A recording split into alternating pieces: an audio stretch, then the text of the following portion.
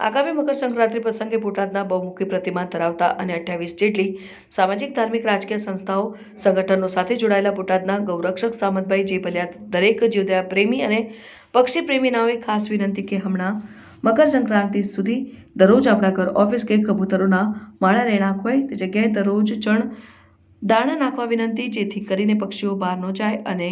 પતંગના દોરાથી ઘાયલ ન થાય. અને સામતભાઈ પક્ષી બચાવ અભિયાન સમિતિના ગુજરાત પ્રદેશ અધ્યક્ષ પણ છે, જેથી દર વર્ષની જેમ આ વર્ષે પણ સામતભાઈ જે ભલ્યા અને તેમની ટીમ દ્વારા પક્ષી બચાવ અભિયાનનો કાર્યક્રમ 12મી જાન્યુઆરી 2025 તારીખ 16મી જાન્યુઆરી 2025 દરમિયાન પક્ષી બચાવ અભિયાન શરૂ કરવામાં આવશે. તો બોટાદ શહેરમાં કોઈપણ જગ્યાએ પતંગના દોરાથી ઘાયલ પક્ષી કે કોઈ ઝાડ ઉપર કે તાર ઉપર પતંગના દોરાથી ફસાયેલા પક્ષીઓ દેખાય તો બોટાદના કોઈપણ જીવદયા પ્રેમી જાગૃત નાગરિકોએ પક્ષી બચાવ અભિયાન સમિતિના ગુજરાત પ્રદેશ અધ્યક્ષ બોટાદના જાણીતા ગૌરક્ષક સામતભાઈ જે ભલ્યાના મોબાઈલ નંબર 9824390133 પર ફોન કરવા વિનંતી. પતંગ રસિયાઓને પણ ખાસ વિનંતી કે આપ ચાઇનીઝ દોરીનો વાપરતા અને સવારે 6 થી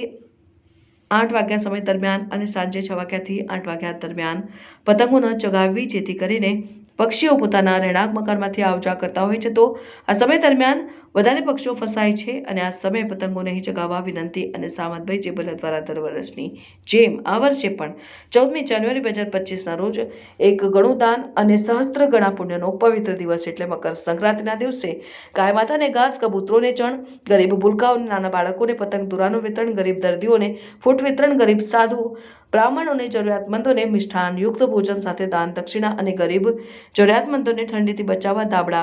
ઢોસાનું વિતરણ તથા સેવાકીય પ્રવૃત્તિઓ કરવામાં આવશે. આ સેવાઓનો ગરીબો જરૂરિયાતમંદોને વધુ લાભ મળે તેવી ભાવના તેમ બોટાદના ગૌરક્ષક સામતભાઈ જે ભલ્યાની યાદીમાં જણાવાયું.